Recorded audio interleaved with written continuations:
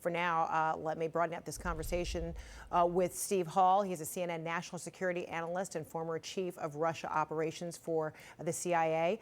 Michael Bociurkiw is a senior fellow for the Atlantic Council and former spokesperson for the Organization for Security and Cooperation in Europe. And Lieutenant General Mark Hertling, a former commanding general for Europe and the 7th Army and a CNN military analyst. Good to see all of you, gentlemen. Steve, to you first. I mean, take us inside the Situation Room at the White House today. What is being discussed when you have the Defense Secretary Lloyd Austin there? You've got the National Security Advisor Jake Sullivan, the Vice President still traveling back from Munich, and of course the President there in the Situation Room. What are the discussions?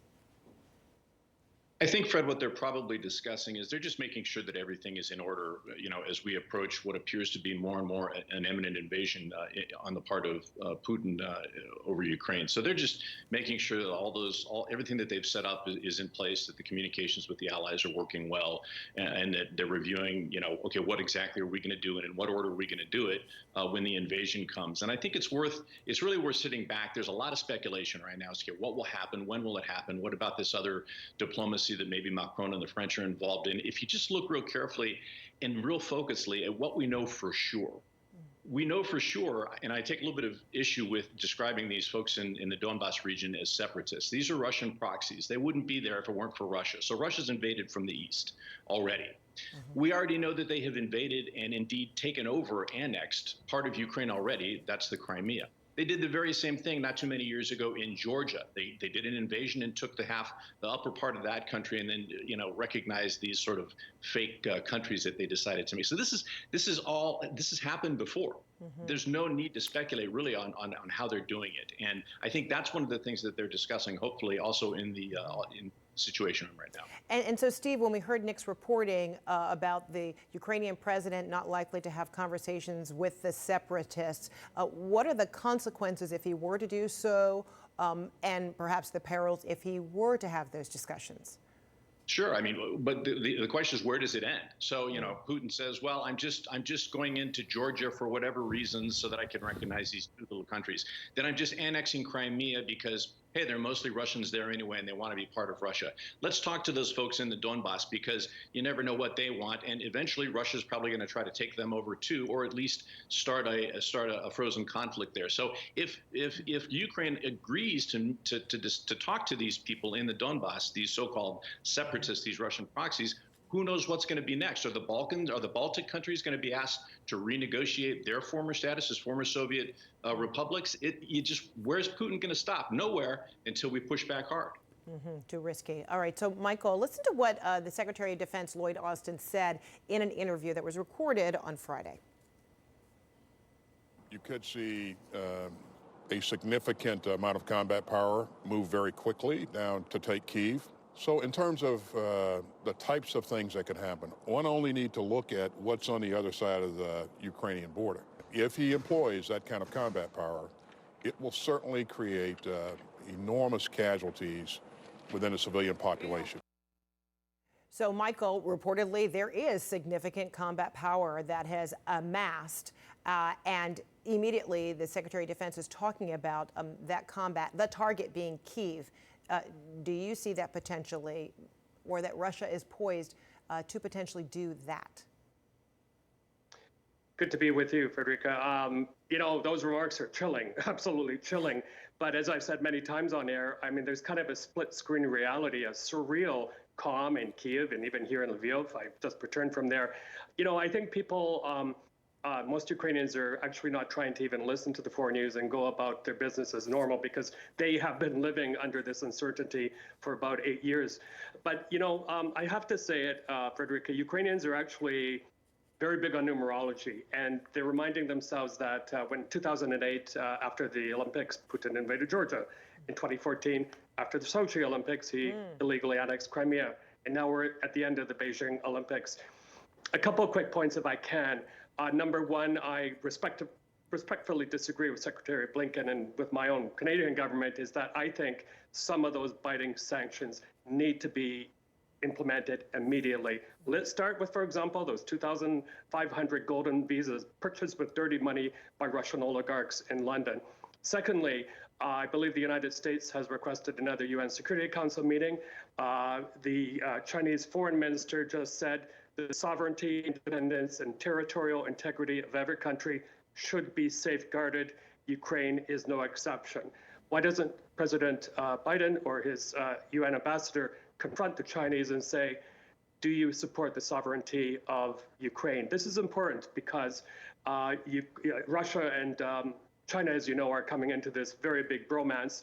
And if this kind of diplomatic checkmate could be made, that could end up with some interesting positive results, hopefully. Oh, all fascinating points, and it really is interesting when you talk about the coincidence of the facade of the end of the Olympics, how that seems to be a recurring theme. Can I ask you another follow-up on the whole sanctions? While the Ukrainian president even said in Munich yesterday, he says, why wait for the sanctions? Why wait for an invasion before there are sanctions imposed? What is the holdup? Why would it seem that the U.S. is, at least from what we've heard from the president, he is determined to only impose or push for sanctions after an invasion? Why not use it as a deterrent now when you've got this kind of buildup and threat? Right. Yeah, well, actually, I think there's a bit of fear, a bit of weakness, and that's the one thing Putin enjoys exploiting is weakness. So I think they really have to show that they're not bluffing, that they're serious now. And you know, Fredricka, the sad thing that is happening right now anyway is Ukraine's economy, travel industry is being totally battered right now. Just over this weekend, Lufthansa Group and its sister airlines have canceled flights to two major Ukrainian cities. SAS just pulled out, KLM. So the country is feeling more kind of cut off at the moment. And I think, just a quick note here, you know, if governments can't act with sanctions, maybe corporations can as well. I don't want to name them, they know who they are, but there are companies doing huge business in Russia, Ukraine, North America. They could act too out of a corporate social responsibility type of mindset to inflict some pain on Russia, given what it looks like will be a massive possible invasion. And General, I mean, the military arsenal and the buildup is significant, but it also seems like this armor of disinformation is too. Is there a way in which to measure right now which is making the greatest impact in this conflict right now, this disinformation, misinformation versus the potential of the military buildup? Yeah, there's Oh, sorry, to General.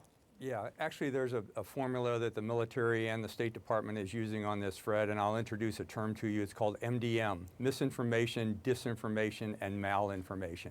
And I think that's been part of the campaign planning all along of both the State Department and the military to try and understand through the intelligence community, what kind of intelligence, and Steve can probably answer this a little bit, what kind of intelligence are we receiving? How much of it is true, false? What are we following? And along the way, from the very beginning, the Secretary of State has been the primary spokesman in terms of saying, here's what's going to happen next. And so far, all of those things have occurred. If I can back away a little bit, I'd like to address what Michael said, because I think he made two very important points, one I agree with and one I disagree with. And that is, the first one I agree with, yes, the trend line of the Olympics seems to be true. You know, we're going to be watching the closing ceremonies on our TVs tonight, but it all happened this morning. And the second piece I'll mention is Tuesday is a very important day for two reasons. First of all, it's Red Army Day. What they call the Veterans of the Fatherland Day. It's a celebration that started in 1918 for the Red Army. It would seem to be in line with the kind of patriotic information that Putin is passing out on Russian TV to have the military be in full-throated action by Tuesday. That's just a guess on my part, but it's also a critical day, because it's 8 years to the day when Ukraine declared their independence during the Maidan and pushed out their leader in 2014. So these kind of things are all kind of coming together in terms of a timeline. We're seeing the flow of what I would call a synchronization matrix, and another term I'll introduce you to, the military preparation of the battlefield. That is what's going on in a very asymmetric means when we're talking about what we're seeing every day and what is being reported over the last weeks or so in terms of Russian activity. Michael, you want to follow up? Sure, I agree with the general. The timing sequence is very important. But you know, the other thing to also point out here is that I mentioned this earlier today on another show, is the long arm of Russian special forces, of the KGB, of their puppet state Belarusia, is very, very long here in Ukraine and reaches everywhere. So if they wanted to perhaps withhold military means, but also a great destabilization to neutralize, if you will, opponents or suspected opponents, they have the will to do that. A few months ago, a Belarusian dissident was found hung in a tree outside of Kiev. It was not a suicide, it was a killing. And then a few years ago, a journalist, Ukrainian Belarusian journalist, was murdered in broad daylight in a car bomb. Also, the finger pointed at Russia. So they have the ability to cause great havoc here without even rolling their tanks or soldiers across. And I think that's what makes Ukrainians very nervous. One more quick point, Fredricka, if I can. Yeah. The other kind of silent enemy at work here, and believe me, it is a big enemy, is the COVID-19 pandemic. One of the reasons why Kiev looks so kind of quiet and dead right now is because so many people are at home right now suffering from COVID-19. And this is one of those battles which the government here did not handle very well, and now it's paying a bit of a price for that. It couldn't have happened at a worse time. Wow, so it's not necessarily a symbol of calm, but instead COVID. Right. And then, Steve, I saw you nodding when Michael talked about Russia's long arm. You want to elaborate on your thoughts? Yeah, this is we've been hearing about this a little bit already.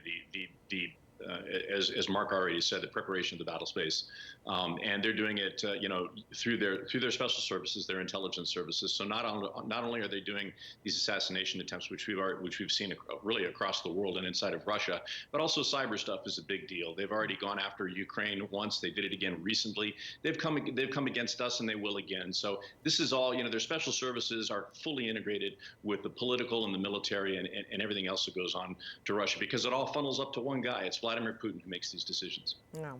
Fredricka, if I can comment on what Michael said Please. too about COVID, it's not just affecting Ukraine either. I mean, there are intelligence reports coming out right now that it is really affecting the Russian and the Belarusian army in Belarus. It's certainly contagious, but it's near crisis because you're talking about military forces that can't mount up and conduct these operations because they are so sick.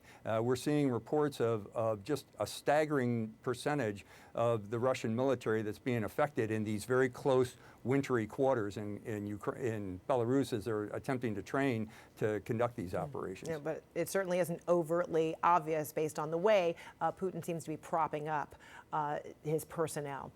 All right, thank you so much, Steve Hall, Michael Bociurkiw, and General Mark Hertling. Appreciate you all.